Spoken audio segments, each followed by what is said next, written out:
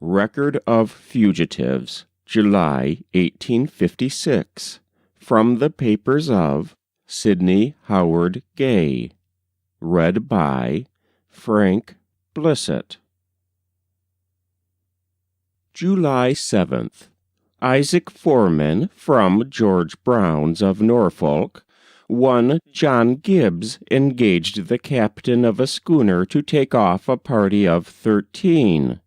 Each paid all the money they had.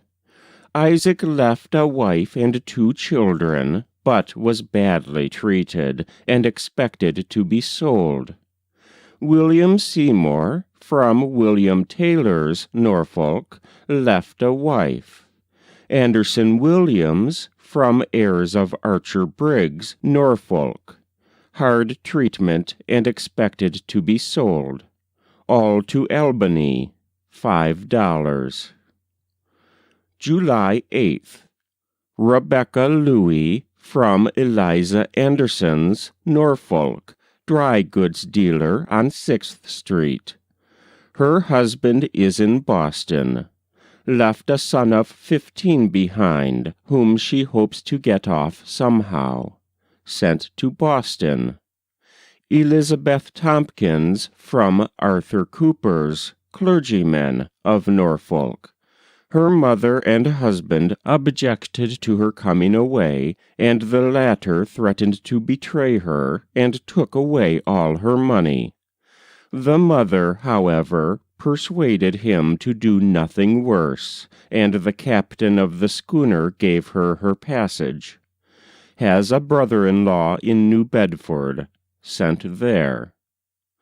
Sarah Bellens, from Joseph Knight's, cabinet-maker of Norfolk, having heard of the opportunity to escape only on that day, was surprised to find so many companions in the place of concealment provided for them. Sent to N.B., where she has friends. $11.25. July 9th. Sophia Gray, with a son and daughter nearly white, from William Orton's, Portsmouth, Virginia. She was hired out, but the children lived at Orton's. As they were sometimes permitted to visit her, she had no difficulty in getting off with them to the vessel. She paid $57 for the passages. Phyllis Galt, November 30th, 1855, is a sister-in-law of Sophia's. $7. July 9th. Charles, a man of about 45, he said, but seeming much older, was brought to the office in a state of great trepidation. He came here on board a schooner, the Messenger, from Petersburg, Virginia. He belonged to Charles Goodall, Bacon's Quarter Branch, 3½ miles from Richmond, a tavern keeper.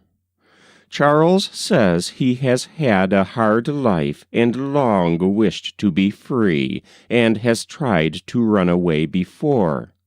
He walked to Petersburg, and was promised by some sailors that they would conceal him on board if he would help load the vessel. He was put in the bows, hid by the cargo, with some biscuit for food, and near a barrel of water. He remained there 8 days, and then was discovered by the noise he made in seasickness. The captain took him on deck and whipped him to compel him to tell who concealed him on board. He denied that anyone had any knowledge of his being there. They were then within 2 days of New York. After their arrival, the captain kept him on board and told him he should take him back, and the poor fellow thought he had no alternative but to go, and submissively went to work. But the captain sent him to market, and he fell in with a colored man, who, on learning his story, told him to go back with his market basket and get his clothes. On returning to the vessel, the captain was absent, but the mate discovered him with his bundles. He said, however, in answer to the inquiry, that they were some of the sailors' clothes who had been discharged. The mate threw them out upon the wharf. Charles's friend took them up, and he followed and escaped. Sent to Albany, $2. July 11th. John Haywood, now John Locklear, aged about 16. His master, Edward Hayward, a lawyer of Raleigh, North Carolina, brought him to Philadelphia.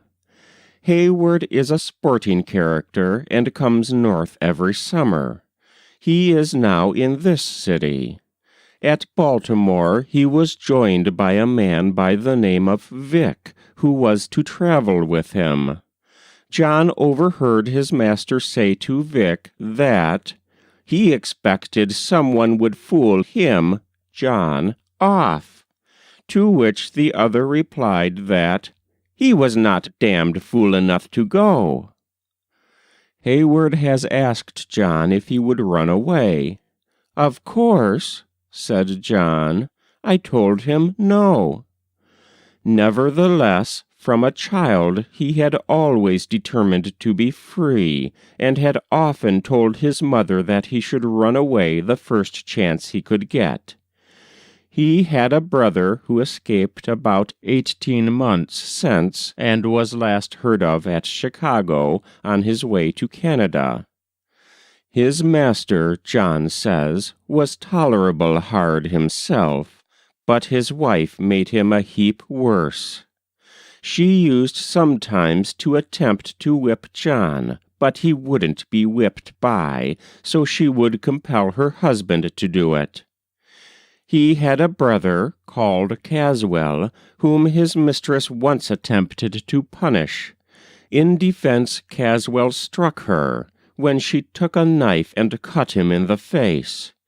Caswell, fearing for his life, struck her again, and this time for true, and knocked her down. He then escaped from her and left the house. When her husband, who was absent at the time, returned, was told by her of the occurrence, he took down his gun, went out, and without saying a word, deliberately shot the slave dead on the spot. John also tells another story of a fellow slave who, about 18 months ago, was hanged for playing soldier. He had a parcel of other boys together in the woods, and was drilling them to military exercise, when they were observed by some white persons, who rushed in and secured them. They were taken to the courthouse and confined for some time and whipped daily. Hayward's slave, however, was tried, condemned to be hanged, the sentence executed, in the presence of 2,000 persons. At Philadelphia, John understood from his master that he should send him home. He told one of the servants at Jones's Hotel, who directed him to take his carpet-bag and go out of the front door, as if he were going to get some washing done, and that he would go out at the back and meet him at the corner. The plan was successful, and John was taken to Still, who forwarded him. Sent to Albany, $2. July 12th.